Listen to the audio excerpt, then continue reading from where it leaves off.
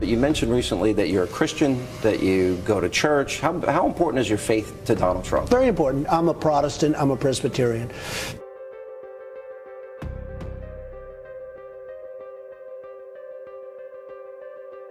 Those who are interested in the prophetic role of the United States in the Bible should study Revelation 13, which describes two powers working together in the last days.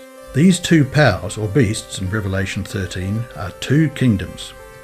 A beast is symbolic of a kingdom or political power, as confirmed in Daniel 7:23. Thus he said, "The fourth beast shall be the fourth kingdom upon earth." The beast, or kingdom, that rises up out of the sea, signifying a densely populated area, just as a sea of people is also used today to describe many people, which points to the papacy coming out of the heart of Europe. The second beast comes out of the earth, meaning a sparsely populated area, pointing to the United States of America.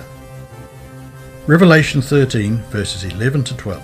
Then I saw a second beast coming up out of the earth. It had two horns like a lamb, but it spoke like a dragon.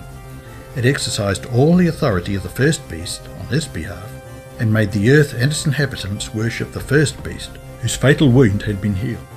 These two Bible verses predict that the United States of America will make an image of the beast, forcing the people of the world to worship or reverence the day that was created by the Roman Catholic Church. Sunday cannot be found anywhere in the Bible, and is the pagan sun worship day. Practically everything Protestants regard as essential or important they have received from the Catholic Church. The Protestant mind does not seem to realise that in accepting the Bible and observing the Sunday and keeping Christmas and Easter, they are accepting the authority for the spokesman of the Church, the Pope. Our Sunday visitor, February the 5th, 1950. He exerciseth all the power of the first beast before him, and causeth the earth and them that dwell therein to worship the first beast, whose deadly wound was healed. Revelation 13:12. That's because Sunday is a day of worship. You're supposed to be in a Christian church. But wait a second, aren't we supposed to have religious freedom in America? Some religions worship on different days. Because blue laws, which date back to colonial times, still ban that in a dozen states. Originally, they outlawed regular Sunday work. No buying, no selling, traveling, public entertainment, or sports even. People, it's baked in, have always had this temptation to let work crowd out all the other things that matter. Family, faith, and they have to be told again and again, knock it off, don't work. It's interesting. You think people are lazy, but they work too much. Americans work too much.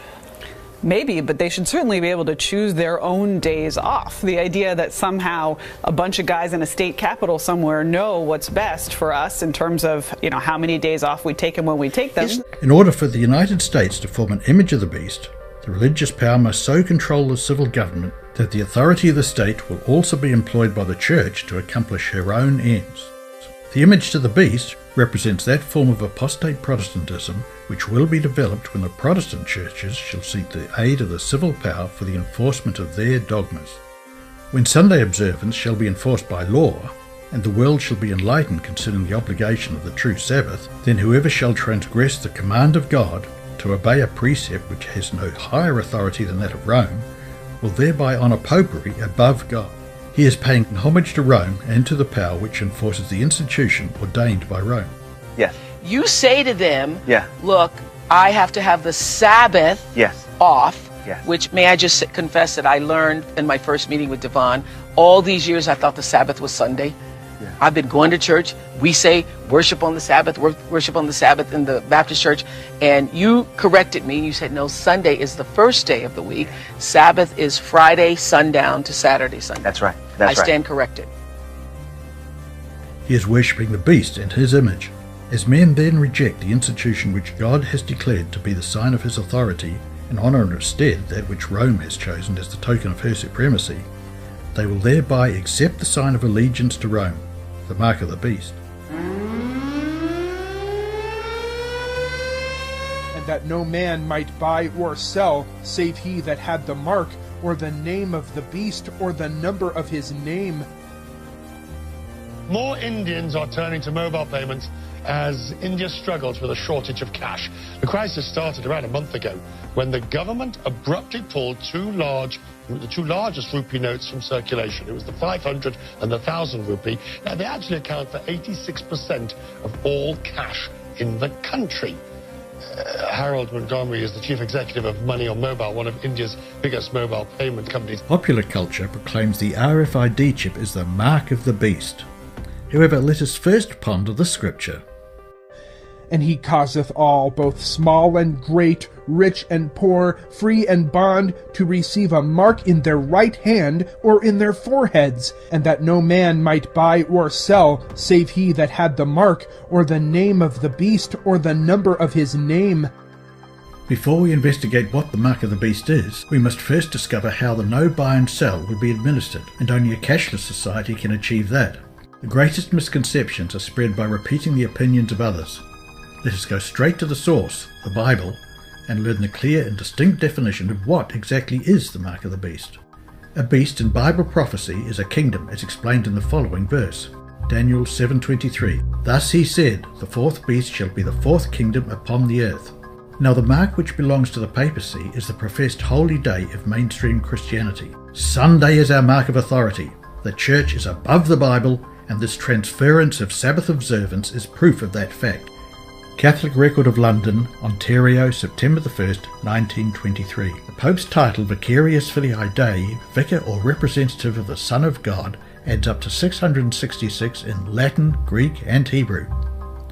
Vicarius, or vicar, is derived from the word substitute, as the Pope assumes the title Substitute of Christ on earth.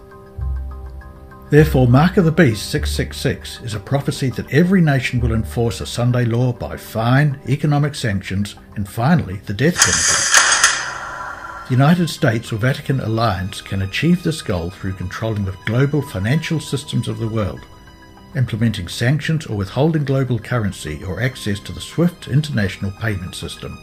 The Mark of the Beast is an invisible mark, and like the seal of God, which is also invisible, is an individual choice of whom to obey, symbolizing either God's commands or Satan's counterfeit. The mark in the forehead, pertaining to both the mark of the beast and the seal of God, signifies the moral choice of how they will obey, as the frontal lobe at the front of the forehead is where moral decisions are made. Therefore the mark is symbolic of that choice. However, the mark of the beast can also be found on the hand, signifying actions. For example, an atheist or Muslim can keep the global Sunday law by actions, and by those actions they will receive the mark in their right hand, different to those who receive the mark of the beast in their foreheads by believing and choosing Sunday as their religion. And those who refuse the Sunday law will be penalized and persecuted in stages of fines, imprisonment, and the death penalty. You may say that the Sabbath day, Saturday, belongs to the Jews. However, the book of Genesis negates this idea. Genesis 2:3. And God blessed the seventh day and sanctified it, because that in it he had rested from all his work which God created and made. So Genesis chapter 2 verse 3 silences the argument that only the Jews were commanded to keep the Sabbath. James chapter 2:10. For whosoever shall keep the whole law, and yet offend in one point, he is guilty of all.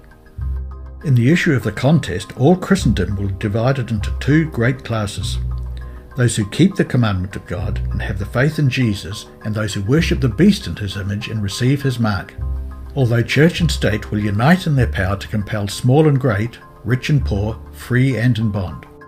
Revelation chapter 13 verse 16. Yet the people of God will not receive it.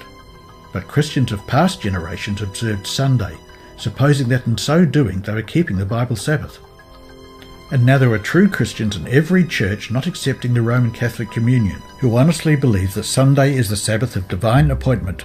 God accepts their sincerity of purpose and their integrity before him, but when the Sunday observance shall be enforced by law, and the world shall be enlightened concerning the obligation of the true Sabbath, then whosoever shall transgress the law of God to obey a precept that has no higher authority than that of Rome, will then honour popery above God.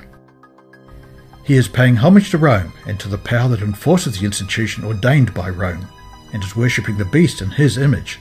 Men will then reject the institution that God has declared to be the sign of his authority, and honour in its stead that which Rome has chosen in token of her supremacy.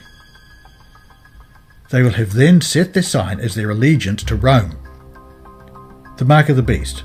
And it is not until the issue is plainly set before the people, and they are brought to choose between the commandments of God and the commandments of men.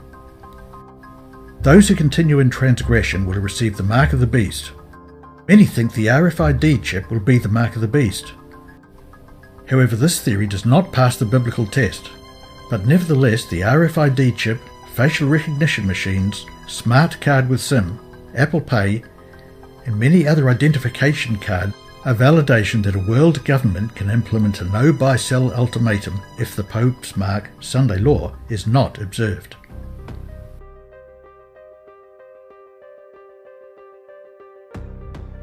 Greetings, I'm Governor Mike Pence. You know, it's my honor this year to serve as the Republican nominee for Vice President of the United States with my running mate, Donald Trump. I'm grateful to be able to join you, if only by videotape, but I'm not sure how they introduce me. The introduction I prefer is pretty short. I'm a Christian, a conservative, and a Republican in that order. And really, it's as a fellow believer that I'm particularly honored to be able to address you today. I know every one of us has our own story about how we came to faith. For me, I was raised in a family where faith was important. Church on Sunday, grace before dinner.